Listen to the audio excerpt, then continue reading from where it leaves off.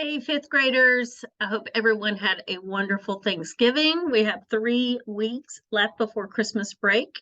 So let's get started, you guys. So today is going to be a pretty easy lesson. We're just talking about the properties of operation.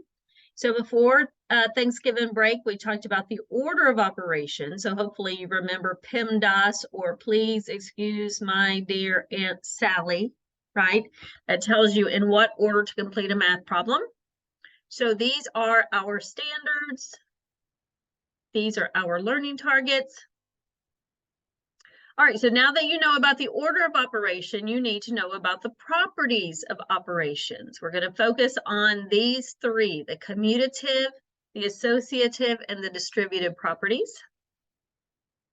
So properties of operations are a series of properties, rules, or laws associated with mathematical operations and equality. So here are 3 examples, or here are examples of the 3 properties we're going to be looking at. And I realize these have variables in them. It's a little bit easier to follow when there's numbers. But basically what the commutative property shows that for addition and multiplication, you can change the order when you're adding and the answer will still be the same. For example, 2 plus 3 would equal the same answer as 3 plus 2. Right? Same thing as if I multiply. 2 times 3 equals exactly the same as 3 times 2. So if you change the order, you're going to get the same answer for addition and multiplication. That is not true for subtraction and division. There is no such thing as a commutative property of those 2 things, subtraction or division. All right, so let's look at some examples with real numbers, okay? All right, so, if you travel to work, you could say that you are commuting to work, or you're a commuter on a school bus, right? So basically, if you go,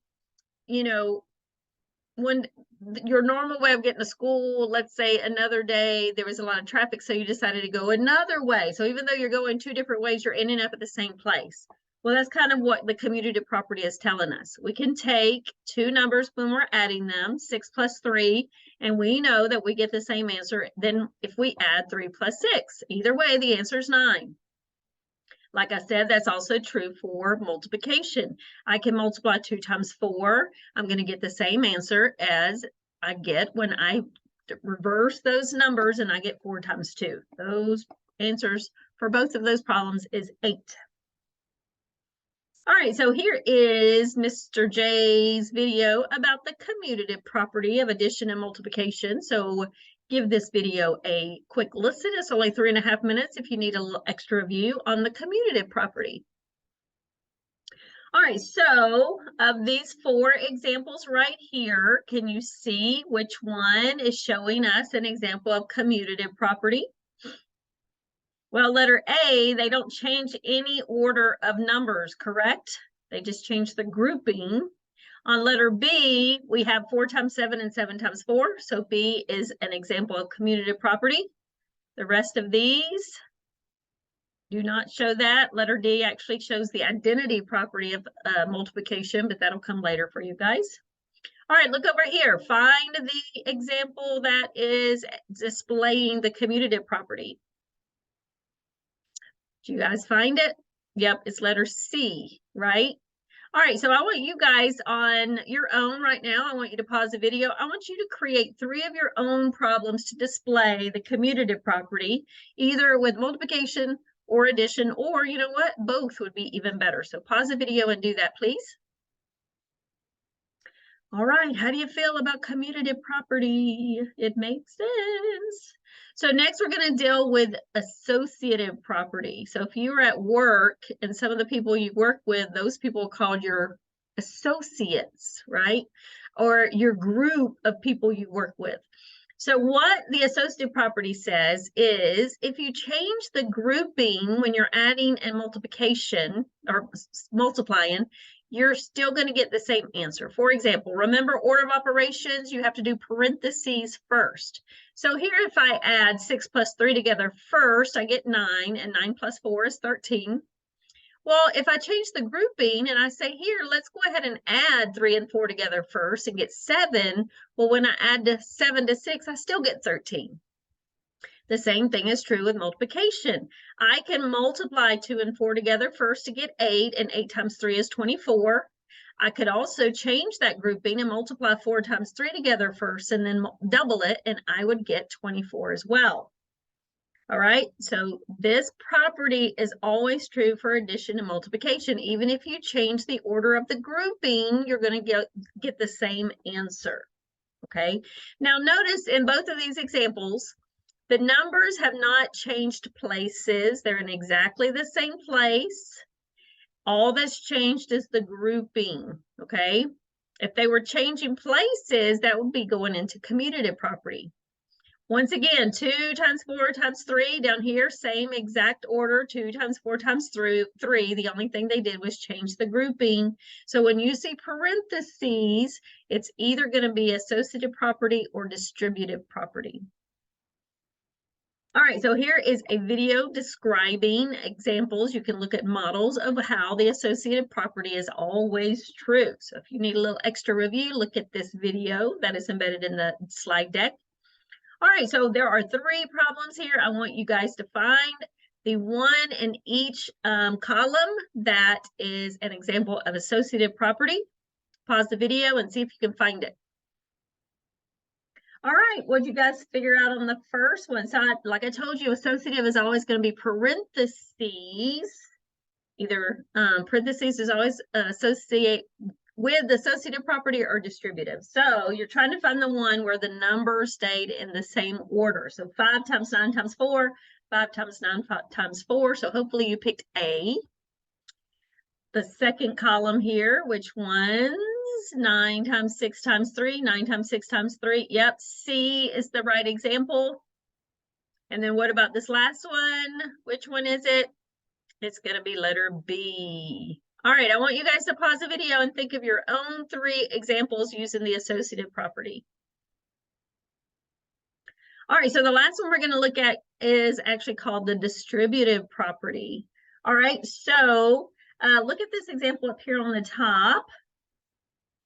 It says, if I'm going to multiply A times the quantity B plus C, that's the same thing. It's distributed in the A times B is AB, plus whatever symbol goes here is you're gonna see it here. A times C is AC. So basically what they did is they took the quantity B plus C and they multiplied each of those terms by A. Okay. All right. So for example, inside the parentheses, we have 2 plus 4, right? Well, 2 plus 4 is 6, and 6 times 3 is 18. Well, instead of doing it that way, we could go ahead and distribute the 3 to the 2. So 3 times 2 is 6. Then we can distribute 3 to the 4. So 3 times 4 is 12. And just like the first way I did it, I get 18 as well. All right.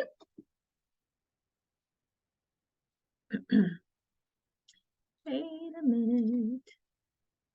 All right, so now you're looking for distributive, you're looking for a multiplication sign and an addition, or if it's not addition, a subtraction sign is used in each example.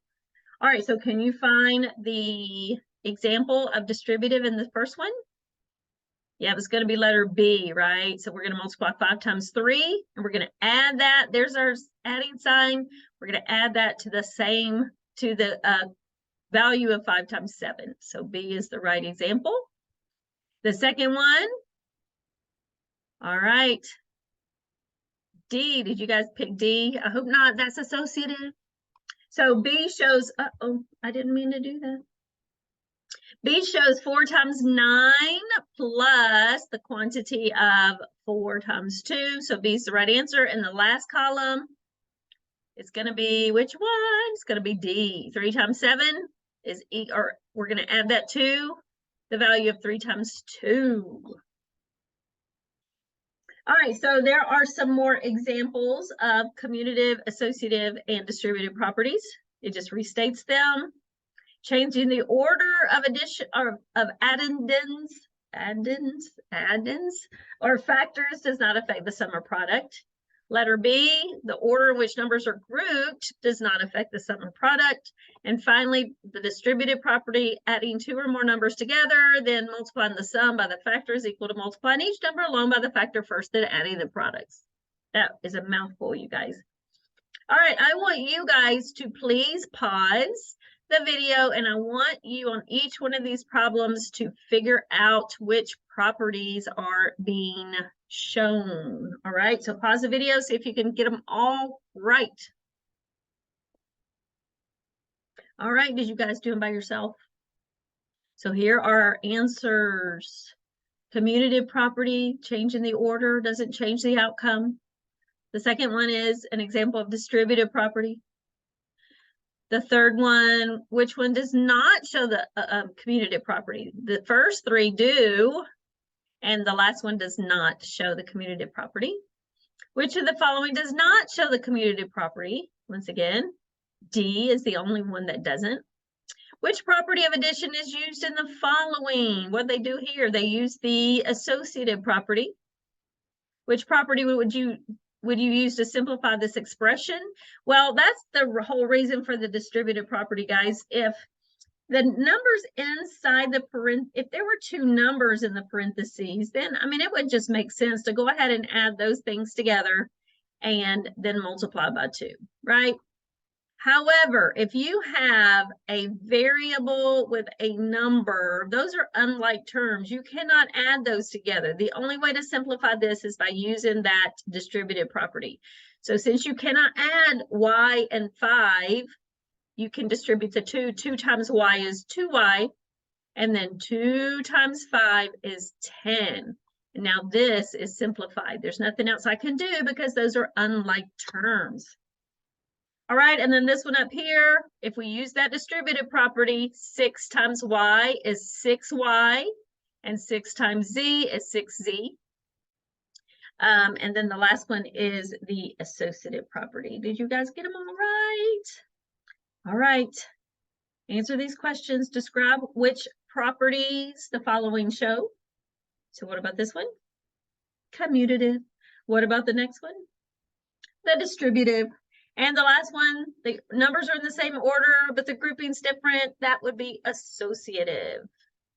All right, guys, that was it. I told you that was an easy, quick lesson today. So you have an assignment that goes along with identifying these properties and filling out missing numbers. So make sure you do that. If you have any questions, you need my help, please let me know and I will help you out with that, guys. So remember, I have office hours, so join me if you need to on Tuesday and Thursday mornings starting at 8:15. I hope everyone has a great week.